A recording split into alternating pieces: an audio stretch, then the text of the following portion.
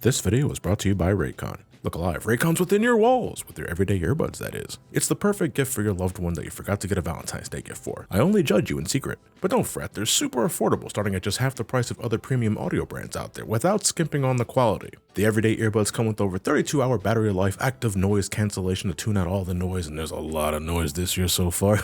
And they come in all sorts of fun colors to fit your personality or vibe. I've been using Raycons for a few years now for all the little things around the house, cleaning up the kitchen, folding laundry, and staring at my amiibo collection, wondering if this is when I'm finally going to decide to dust them. I'm thinking this isn't the month either. But no, the everyday earbuds are legit keepers for me. They're cozy in my ears, they're aesthetically pleasing, and I love the protective carrying case for them. And that's not all. Raycon's also introducing the earbuds' larger and more imposing brother, but he's really a sweetheart once you get to know him, the everyday headphones. Everything you love about the earbuds with its affordable pricing, active noise cancellation, a sleek design, fast charging capabilities, and up to 40 hours of battery life. If earbuds aren't your cup of tea, the headphones will be right up your alley, and the inner high schooler in me does love me a good pair of headphones. So don't wait up, go to buyraycon.com/somecallmejohnny20 to get up to 20% off site-wide. That's right, you get up to 20% off everything on Raycon's website, including 20% off all headphone orders too, when you go to buyraycon.com/somecallmejohnny20. Whether it's the earbuds or the headphones, your support is always greatly appreciated, and I hope I can make this year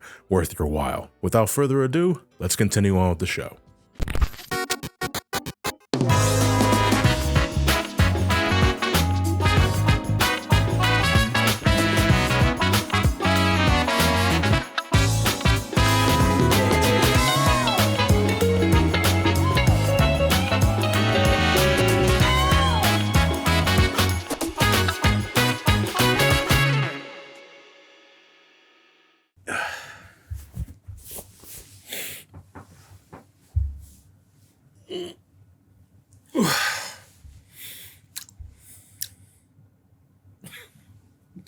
I'm a little late with this one, huh? John, it's February now. The movie came out in December. You missed the holiday rush with a Sonic-related video at that. Oh, there goes that sweet paycheck.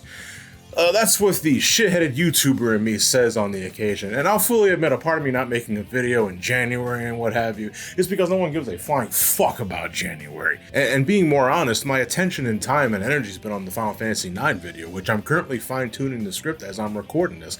It's a little premature to say, but I got a feeling it's going to be my longest versus video yet. Yeah, again, with Final Fantasy. I love Final Fantasy.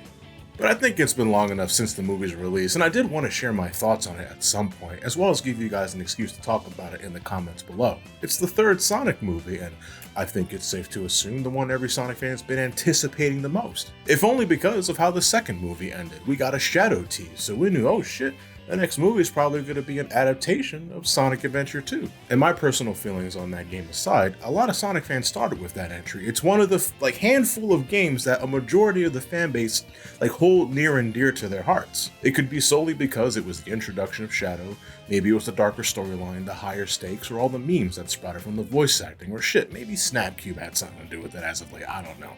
But bottom line, folks, we're excited for this, and I was one of them. I've had my gripes with these films as I went into in the previous videos, but overall I have been enjoying this cinematic roller coaster, and I know at some point there might be some burnout similar to what I felt with the MCU after Endgame, since I know they want to make a universe with these characters. But until then, I hope this ride remains great, and I hope I can continue to experience genuine anticipation to what's in store for the future, to get a little ahead of myself there. But yeah, personally, I was pretty excited for this one because, come on, it's a Sonic Adventure 2 adaptation. Gonna see Shadow in action, gonna see the moon get blown up, we're gonna see a young girl get her ass capped by the government, all that Sonic shit. People were really excited too when it was announced that, what was her name, Ayla Brown, I think, was casted as Maria. Not so much because, yeah, we got our live action Maria, but more because, fuck yeah, she's gonna get blasted. Speaking as a Sonic fan, I have to ask, are Sonic fans okay? No. Maria was one thing though, Keanu Reeves as Shadow. I think I've made it clear that I'm a big fan of Keanu Reeves. Sometimes I think he can use a cup of coffee, but there's just something about the man's gravitas I find compelling. I was a little too young to appreciate Bill and Ted when it came out, but I liked him in Speed, The Devil's Advocate, although that was mainly for Al Pacino, I admit. I loved him in The Matrix, and I'll gladly be one of the dozens that'll defend Johnny Mnemonic. That movie was ahead of its time, damn it. Hold, sinners! Fuck! Spider, look out! Gotta be honest though, not my favorite Shadow. I love that he isn't trying to replicate anyone's previous performance. He isn't trying to sound like David Humphrey or Jason Griffith or Liam O'Brien. He made his own Shadow, which is essentially a deeper Keanu Reeves in this movie. But there still exists an emotional nuance that I feel no game has captured yet at this point. However, I do think a more youthful take would have been more preferred. You know, when he isn't the subject of scientific tests, he's treated as much as a kid as Maria is. And to hear this gruff, growly dialect come out of his mouth is a little startling, you know? And not to spend too much time on this, but I remember for a time that folks thought Hayden Christensen was going to be the voice of Shadow the Hedgehog. And never before in my life, outside of like Patrick Stewart being cast as Charles Xavier or Kelsey Grammer being cast as Beast, I went for two X-Men there, I just realized that I ever felt like, fuck, that, like Hayden Christensen as Shadow, fuck, that just sounds right, man. And I would have totally fucked with Hayden Christensen as Shadow. He's a great actor, and folks outside the Star Wars spectrum would fucking know that. But it wasn't meant to be, and again, I think Keanu Reeves was just fine. The same Ben Schwartz, Khalil O'Shaughnessy, and Idris Elba return as Sonic, Tails, and Knuckles respectively was great to hear and see. And again, I think all three did great in the role. Idris Elba as Knuckles has grown on me for sure. I wasn't sure what to think of him as Knuckles in the second movie. Like, I enjoyed it, but I was still uncertain. But I think thanks to the Knuckles miniseries and this movie, he's found his comfort zone, and I think it shows. I was shocked to see Jim Carrey return for a third movie. That's just something the man doesn't do, as someone who famously doesn't like doing sequels after Ace Ventura: When Nature Calls. I can only think, Jesus, he's either getting the fattest fucking paychecks this side of Hollywood, or there's something about the Sonic series that he genuinely enjoys being a part of. And in this movie, he's playing two roles. He's Eggman and Gerald Robotnik in this, utilizing techniques that I haven't thought this impressive since Eddie Murphy's take on the Nutty Professor. You know, to date my ass a bit there. To give my general thoughts to set the stage for this video, I have some issues, I'll get into them, but I think this is easily the best of the three movies. The first movie had to deal with preserving a delicate balance, making a fun-for-all-ages family movie that had Sonic in it. Enjoyable, but not without multiple snags. The second movie successfully built from that and made it more centralized on what we love about the Sonic series, but the balance was still lopsided. I'm sorry, I know the human dynamic and the wedding stuff has its fans, but I still think that stuff in Sonic 2 just bogged down the pace. This movie, however, I feel has managed to find that proper balance, that keen focus. Plot beats are well established early, the human roles are greatly diminished, but they serve a purpose other than generalized humor, and most importantly, this movie does not waste a lot of time. The pacing of this movie I find pretty damn good. This wasn't a movie with Sonic in it, this was a Sonic movie. I should probably start heading into my overall thoughts before I delve any deeper into this, so without further ado, and better late than never I guess, let's talk about Sonic the Hedgehog 3.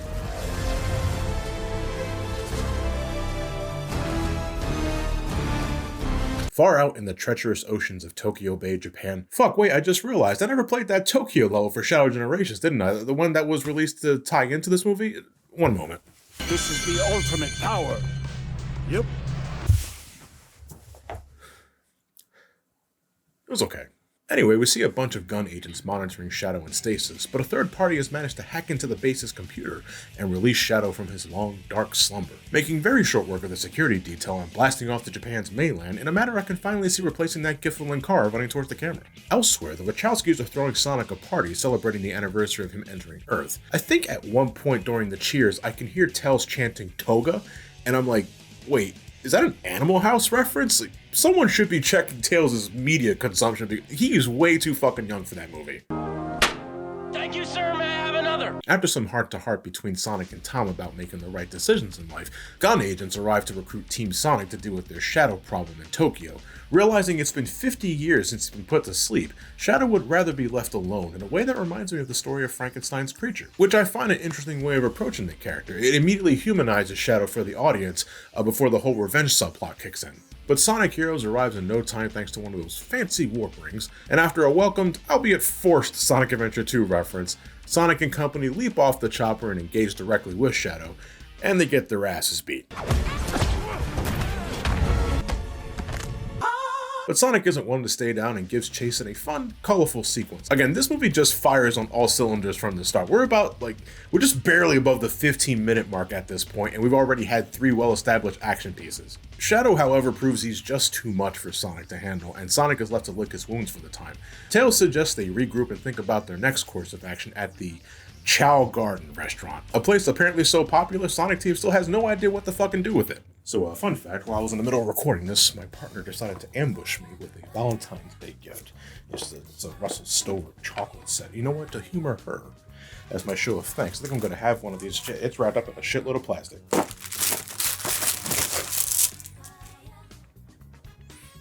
Oh, I don't know which one to have. Fuck, man, I just realized I'm going to have chocolate in my tooth for the rest of this video. I don't care. Thank you. If she's watching this. I hope she is.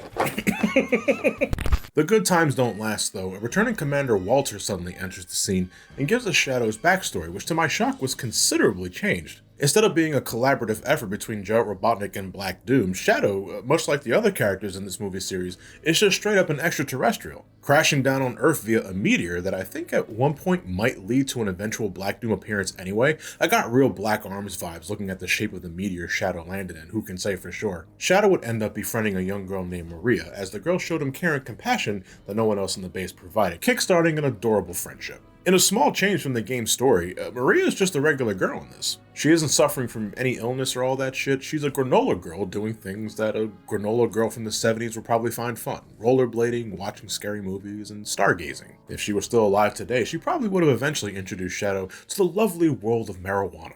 Shadow's inherent chaos energy, while initially believed to have amazing potential, was ultimately decided to be too dangerous to be fucked with for the time, and with no idea what to do with a creature considered too dangerous to let go, yet too valuable to be destroyed, Shadow was placed in stasis for an indefinite time period. Until recent events anyway, and right on cue, Sonic and friends suddenly find themselves dealing with a bunch of egg drones that gravely injures Walters, making them believe that Eggman is not only alive, but responsible for Shadow's release. Before departing, Commander Walters, in I guess his dying moments, gives Sonic the key to Gun's ultimate weapon, as Walter believes Sonic is the only one that can be trusted right now to keep it safe. Not gonna lie though, I thought the movie was going for a triple whammy with the Olive Garden references. Like I see him reaching with his breast pocket. I legit thought he was gonna pull out a fucking Olive Garden gift card while he's dying. He's gonna give it to Sonic, but that's not what happens. The damage has been done. Also, does Commander Walters just straight up die here? You can hear one of the gun agents in the background mention that a medical team has been dispatched, but this is framed like this is supposed to be Walters' final moments. And later on, Tom is going to disguise himself as Walters to get the key back from Director Rockwell, and her reaction elicits one of surprise, as if she's saying, "I thought you were dead." If so, Jesus, that was sudden. I appreciate the movie giving him more emotional layers as he feels genuine remorse for locking Shadow up for so long.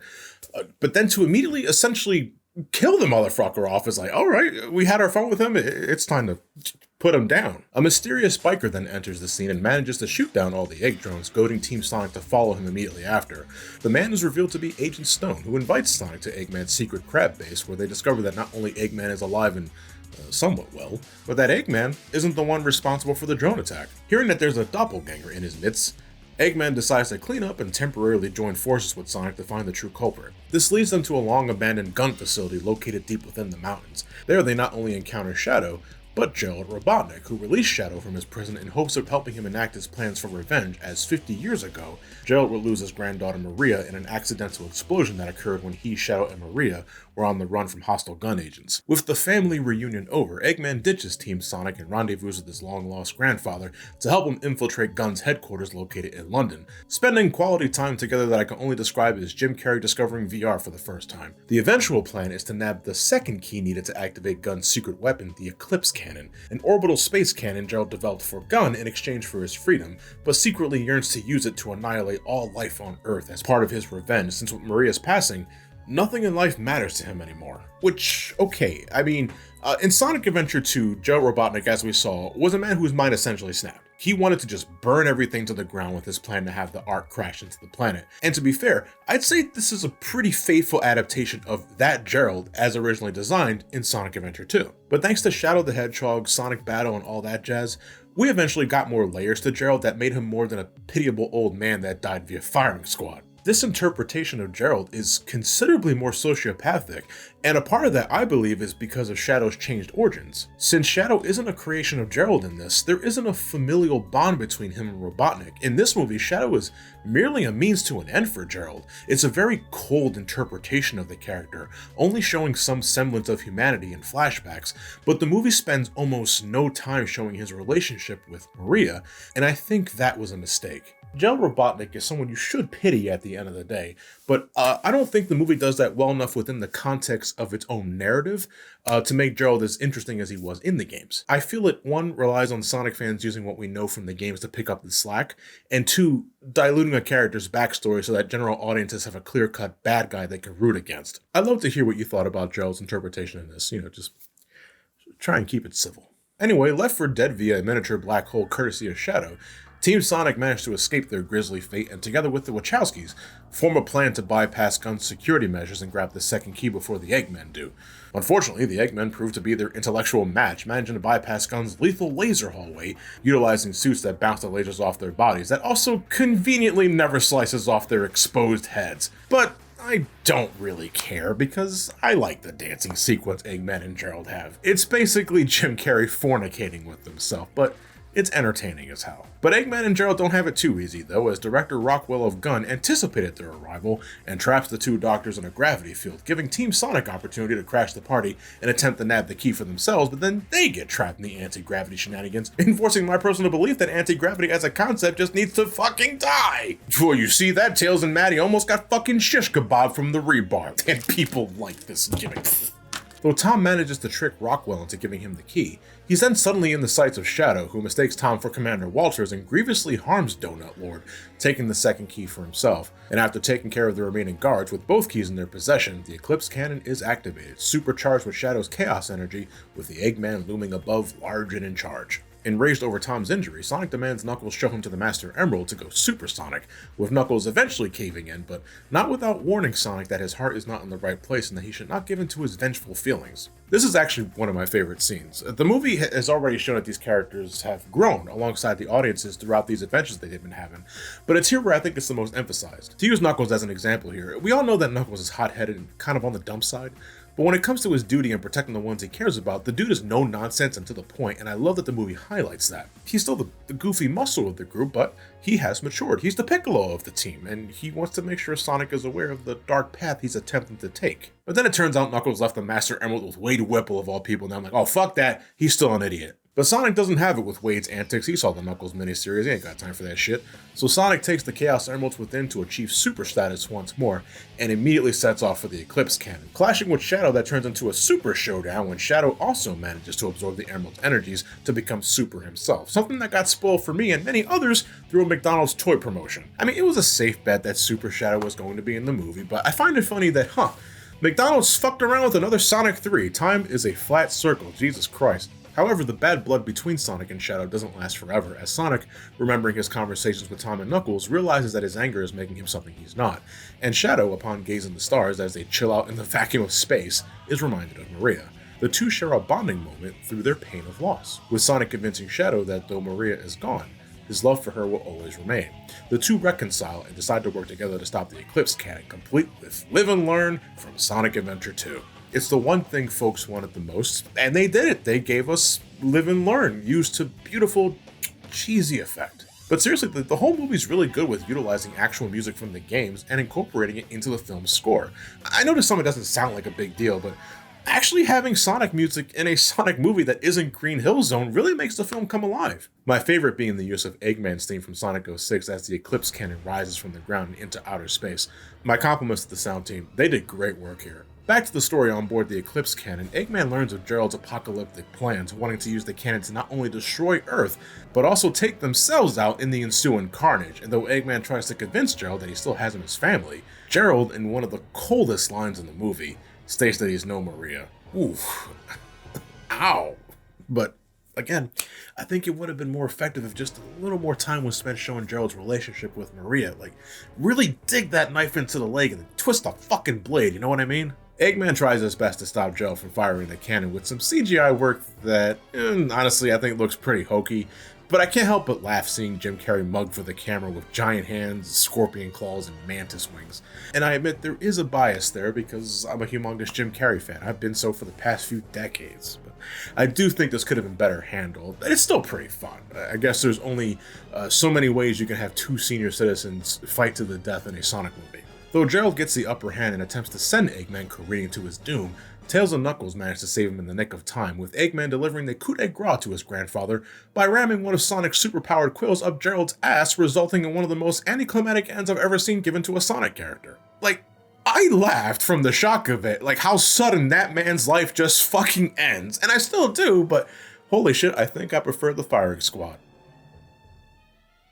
Despite Gerald's defeat, the Eclipse Cannon is still programmed to fire away, but the combined efforts of Super Sonic, Super Shadow, Eggman, Tails, and Knuckles manage to redirect the blast away from the planet, but not before taking a part of the moon as collateral.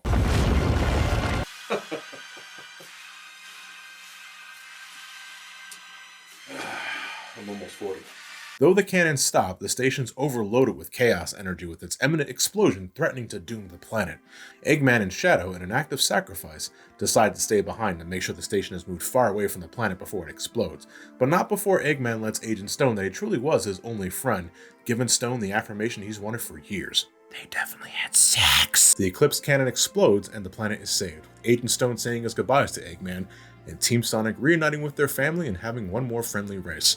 However, Sonic ends up getting a little lost in the sauce and ends up in the outskirts of New York, where he not only runs into his metallic doppelganger, Metal Sonic, several Metal Sonics at that, he's saved at the last minute by the sudden appearance of Amy Rose, and the post-credits reveal, to the shock of no one, I'm sure, that Shadow is still very much alive. But where does the series go from here? Who can really say? Now, obviously, with the inclusion of both Metal Sonic and Amy Rose together at the same time harkens back to their debut game, Sonic CD. So I'm expecting time travel to play a big part in the next, movie storyline.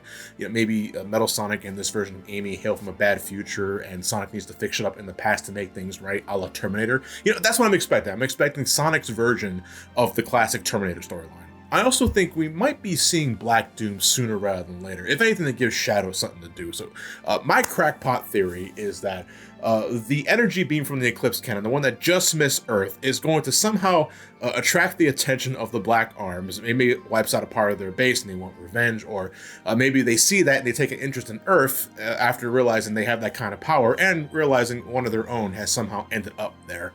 I don't want to get too caught up in the thinking about potential who's and the whats, but overall, this movie, Sonic 3, was a very enjoyable time. I wouldn't call it absolute cinema, like a lot of my friends and other Sonic fans have been telling me with this overused meme. I know it's all in good fun, but fuck, I saw this image everywhere. I'm sorry to be the stick in the mud, but I did not find this absolute cinema, but I still very much enjoyed my time with it. It was an enjoyable ride, managing to carefully balance a consistent tone with a great blend of action, drama, and levity. And I really want to emphasize that last bit. This movie has great comedic bits. Everything from Jim Carrey as both Eggman and Gerald is simply wonderful to see. The chemistry between Sonic, Tails, and Knuckles is believable and heartwarming, and Shadow, of all characters, gets one of my favorite lines to ever leave the Hedgehog's mouth. Revenge guac.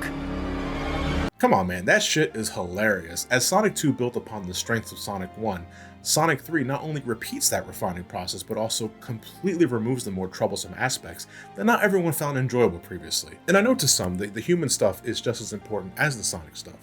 It's part of the movie series' identity. These are adaptations at the end of the day, not one-to-one retellings of their source material. And I don't necessarily disagree with that. Outside of Jim Carrey's Eggman, I've also genuinely enjoyed Lee Majdu's performance as Agent Stone, and he gets some great scenes with the main cast. But the other guys, in my eyes, weren't very interesting. Shit, it was the fucking pits in the Knuckles miniseries. Like, I know Wade Whipple's mimetic status has made him the exception to this, I'll give you that, and in that aspect, there's something to appreciate about Wade, to use him as an example, but at the end of the day, I'm glad the human element was de-emphasized in favor of a more concise story, giving more focus and time on the characters folks, actually give a shit about. Is it perfect? Of course not. I'd argue characters like Director Rockwell are undercooked. Like, she reeks of a character with ulterior motives that will likely be fleshed out in a future movie or spin-off. Hell, maybe she'll be the vehicle that leads to a Rouge the Bat appearance, but in this movie, she's sidelined hard in an almost distracting way. Besides that, Sonic 3 is streamlined, fast-paced, and most importantly, a lot of fun. And you should watch it if you haven't already. And I think around this time, most of, if not all of you that watch this channel have probably already watched the movie. And again, I'm just very late to the punch with this one. Yeah, I'm just a little unprofessional. Oh, the battery died. Hey, that's more chocolate for me. All right, I have to say this was very awkward. I was not paying attention to the battery life on my camera at all, and that thing just croaked when I was trying to wrap the video up. And I have a second battery that I have in case for that sort of thing, but I forgot to charge it. So now I'm here suddenly finding myself switching to the office setup just to wrap the video up. It can never be easy, even with movie reviews and all that. But anyway, I'm back. And to say again, I'm currently working on the Final Fantasy IX video right now, and that son of a bitch is big.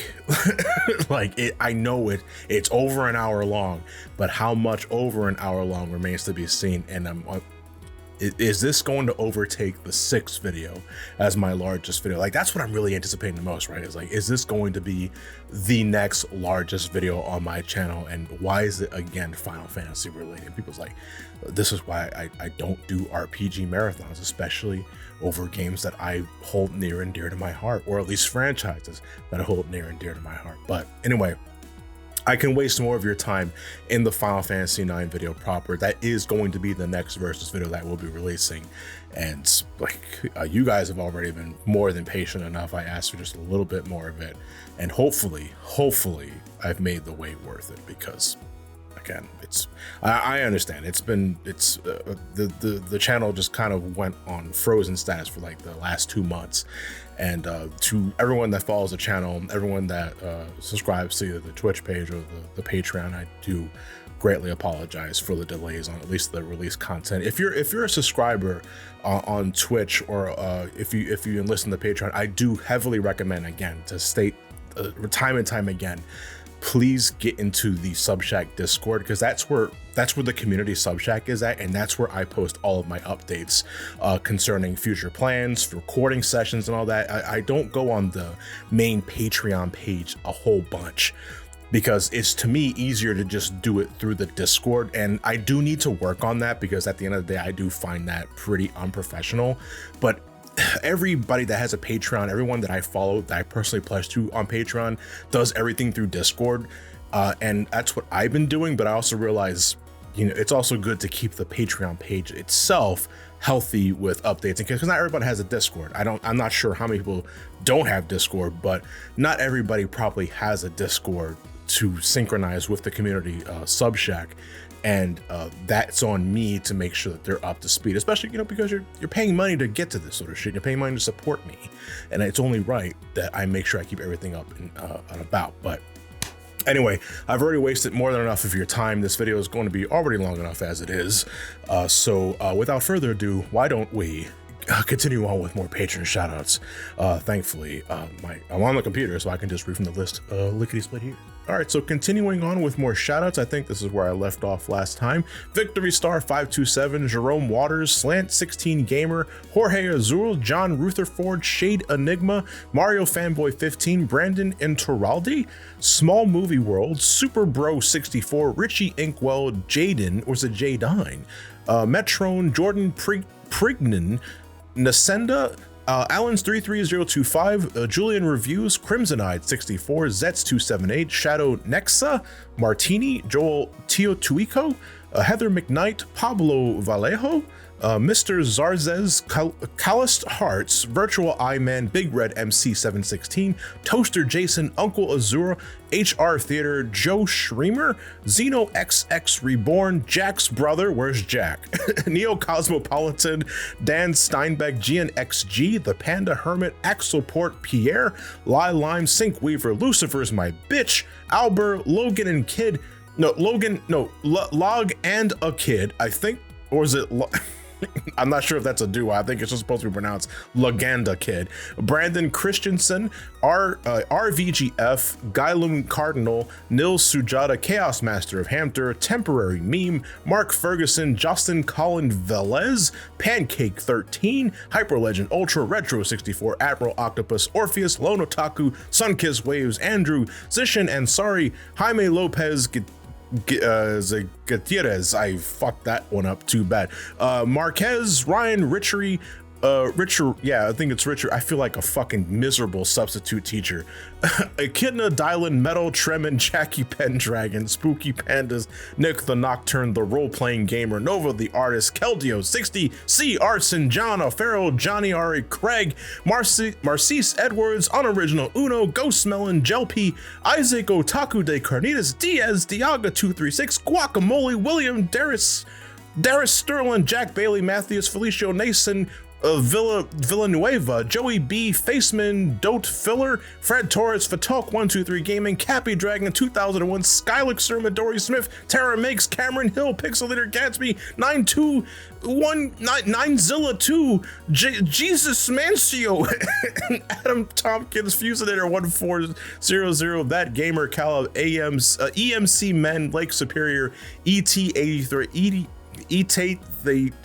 ET83T8, or I know I'm probably supposed to pronounce that as an actual word, but I just see letters and numbers. TK the Ink Boy, QAnu 1997, Timu Kalasto, Podunku, Shadow Talks, Mr. Roche, Joe Geo, Seamus McAaron, Darren Young, and finally for today, the Loyal Paladin. That was a lot of shout outs, but to be fair, it's been a while. So I'm going to throw on a fuckload of shout outs for this and the next video, especially. Hell, the Final Fantasy IX video might even have more patron shout outs because I got to make up for lost time. But all right, we're done here for today, folks. I will catch you guys in the next video.